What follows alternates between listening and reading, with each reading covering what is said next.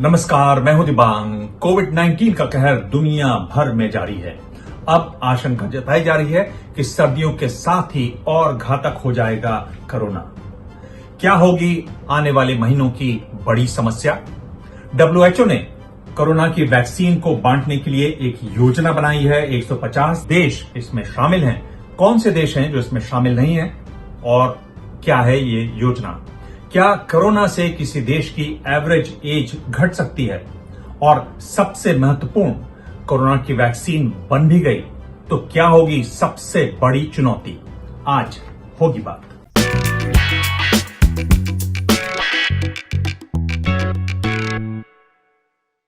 एक सुरक्षित और कारगर वैक्सीन ही कोविड-19 को खत्म करेगी।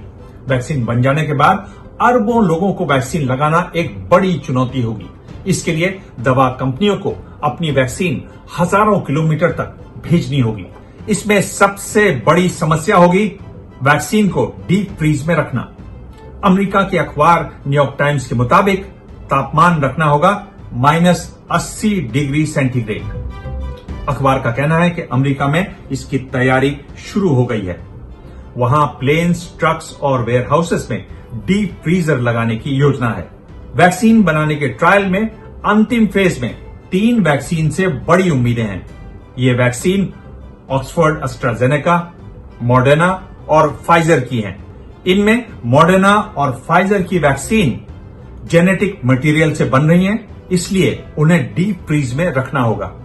उम्मीद है समय रहते स्वास्थ्य मंत्रालय, भारत सरकार भी इसकी तैयारी कर लेगा। अब एक बड़ी और महत्वपूर्ण चुनौती। इस साल अगस्त में उत्तरी इटली में हुई एक रिसर्च से पता चला है कि प्रदूषण की वजह से कोविड-19 और घातक हो जाता है। आशंका जताई जा रही है कि इस साल पराली जलाने से दिल्ली और उत्तर भारत के कई इलाकों में कोरोना का खतरा और बढ़ जाएगा। नासा की सैटेलाइट की तस्वीरों में पंजाब और हरियाणा में पराली की आग दिखाई देनी शुरू हो गई है। पराली जलाने की वजह से हवा में कार्बन डाइऑक्साइड और मीथेन की मात्रा बढ़ जाती है, जिससे सांस लेने में मुश्किल होती है। सर्दियों में इसकी वजह से दिल्ली में 44% प्रदूषण होता है। पंजाब के मुख्यमंत्री कैप्टन अमरिंदर सिंह ने किसानों से पराली न जलाने की अपील करते हुए कहा है कि कोरोना सांस की बीमारी है और पराली जलाने से बच्चों में कोरोना का खतरा बढ़ेगा। सर्दियों में हवा न चलने की वजह से ये समस्या और गंभीर हो जाती है। भारत ही नहीं, ब्रिटेन, रूस और फ्रांस में भी सर्दियों को लेकर चिंता बढ़ रही है। ब्रिटेन ने एक बार फिर लॉकडाउन की तरफ कदम बढ़ाए हैं। वहां के जानकारों ने चेतावनी दी है कि अगर कड़े कदम नहीं उठाए गए तो अगले 2 महीनों में रोजाना 50,000 नए मामलों और 200 मौतों की आशंका है। और अब एक जरूरी अपडेट। WHO ने दुनिया के अमीर देशों से उसके वैक्सीन कार्यक्रम को सहयोग देने की अपील की है। WHO की कोशिश है कि वैक्सीन की जमाखोरी न हो। अब तक 150 देशों ने WHO की कोविड-19 वैक्सीन ग्लोबल एक्सेस फैसिलिटी या कोवैक्स योजना में हिस्सा लेने का फैसला किया है, यानी दुनिया की 64% आबादी। इसके मुताबिक अमीर और गरीब देश पैसा जुटाकर $2 अरब की वैक्सीन अगले साल अंत तक खरीदेंगे। जिन देशों में कोविड-19 ज्यादा फैला होगा वहां ज्यादा वैक्सीन भेजी जाएगी। सभी देशों में हाई रिस्क लोगों को सबसे पहले वैक्सीन दी जाएगी।